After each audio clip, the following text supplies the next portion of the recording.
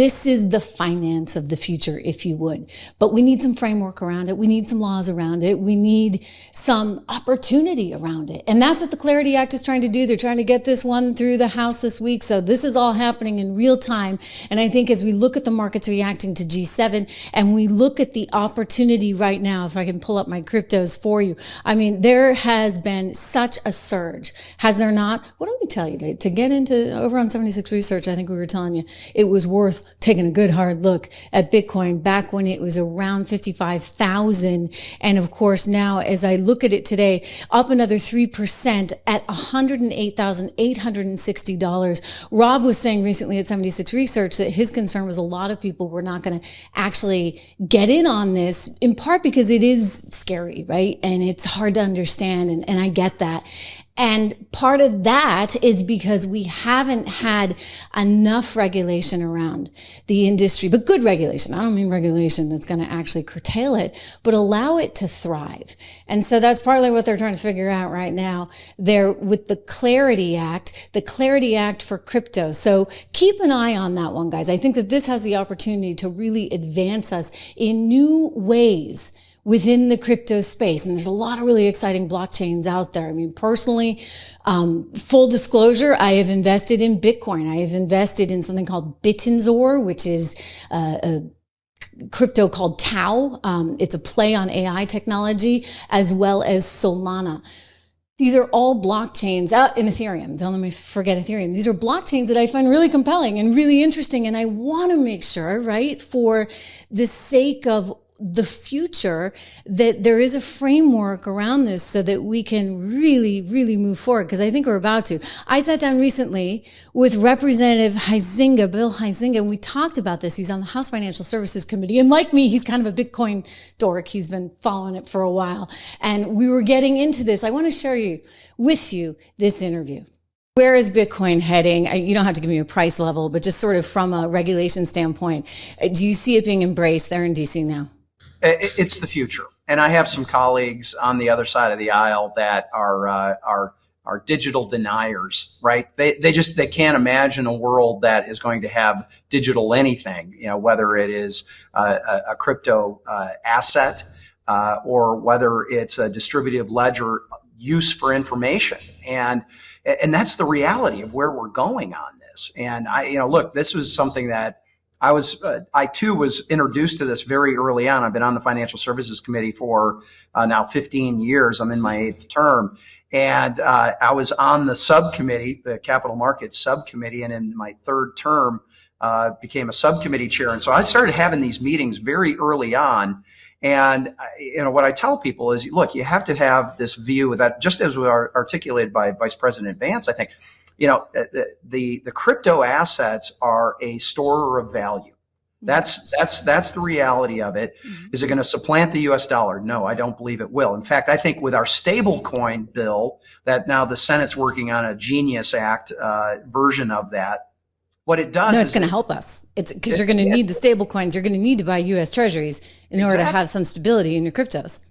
Yes, and that makes it worldwide, and it's going to solidify the standing of the U.S. dollar, and that it's the primary currency of the world, and I think that is going to do nothing but help. Now, what's the Senate going to do with it?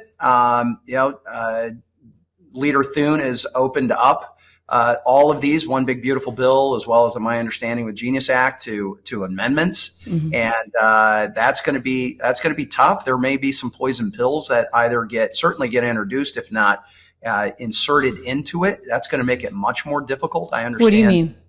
Well, I know poison pills in terms of like an M&A deal, but what do you mean poison pills? So here? there's maybe non-germane or non-directly tied to issues that get inserted into it. The simple fact is we have to get something. Look, the president wants this. The administration wants this. The Securities and Exchange Commission head wants this. The CFTC head wants this. The House wants this. Really? I mean, because I feel like the financial, Jamie Dimon was on with my former colleague, Maria Bartiromo, this week. And he's like, we need missiles. We don't necessarily need Bitcoin. I mean, I think Bitcoin actually represents, dare I say, a little bit of a challenge or a little bit of a threat to some of the big financial institutions, because I can totally see a day I kid you not, and maybe Texas Stock Exchange will be the one to take this over because they're embracing a lot of technology. But, where you have a day where I don't like meme coins. That's not my deal. Like, I think they're like stickers. It's like kids trading stickers, right? But if meme coins, they represent a technology, right? So if one day that's actually an equity price and an equity ticker, and that's what's being traded on these various exchanges. So the exchange is being backed by certain technologies, whether it be Ethereum or Solana, all of this stuff, which is super interesting, enabling all these transactions to happen more quickly without all the lawyers. I mean, think about all the derivatives trading you could do. I'm going to totally wonk out. I know everybody's like, what are you talking about, Trish? But it's seriously cool. And I think it's the future. It is. It absolutely is the future. We need as little friction in those transactions as possible. But you make the distinction, rightly so. I'm talking about the policymakers and the regulators. Okay. Look, we had Gary Gensler at the SEC, who, when he was at the CFTC, viewed everything that was crypto as a commodity. Then he magically changed his viewpoint that when he was head of the SEC, that everything is an equity. Sorry. Right. So you can trade the ETF. Yeah. Gotcha. And because look, policymakers want to view it sort of as fish or fowl, right? Turns out this is kind of a platypus. It's got a lot of characteristics of various things, and it kind of depends on how it's applied. Well, that's what we're attempting to do now is to make sure that with a stable coin act or Genius Act, something that we're putting out some rules of the road. And my point is you've got a president who wants this and has made a decision on this. Last administration, they didn't know which way was up. I don't think they knew what it was. I mean, they didn't know what anything was, right? Elizabeth Warren knows, I guess, but she's terrified of it. Yeah, I was just going to say they got people like Elizabeth Warren who are talking it down and aren't willing or able to embrace this. Yeah. And you've got a president now who absolutely is embracing it. You've got his regulators, his most trusted advisors who embrace it as well. People, my mom was like, "Well, I don't understand. I don't know what it is." And I said to her before the election, "But you need to be in it. Like you just need to. You need some allocation. You don't necessarily understand everything about NVIDIA either, but there's a reason you're in it. And if you're not getting exposure to it, you're going to be at a disadvantage." Yeah. And again, it's a store of value. At this point, it might become more if we get our act together. Yeah. And we're going to have to start leading on this and not just reacting to it. And that's been the difficulties because we've seen other locations, other countries get much more aggressive. And frankly, we want to have that pace by us here in the U.S., not be reactive to others. You bet. No, you're talking my language. So it's a little bit of the interview. We have more coming your way. But anyway, I think, as I look at everything that's happened right over the weekend, and it's been a tough weekend. I get it. Look at what's been going on in terms of the protests. Look at what happened in Minnesota. Just heartbreaking stuff.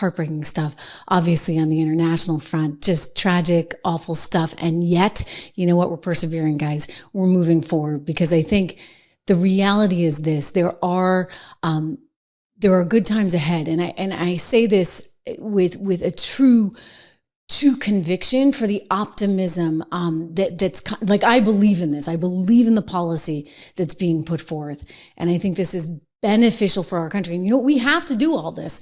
There's some, for whatever reason, and I can't understand, I can't explain it. And, other than to say maybe they had a political motivation for allowing 20-some million people to come in and not keeping track of who was here. Why did they do that? I don't know. But you know what? A lot of people were asleep at the switch. A lot of people were refusing to take responsibility for this.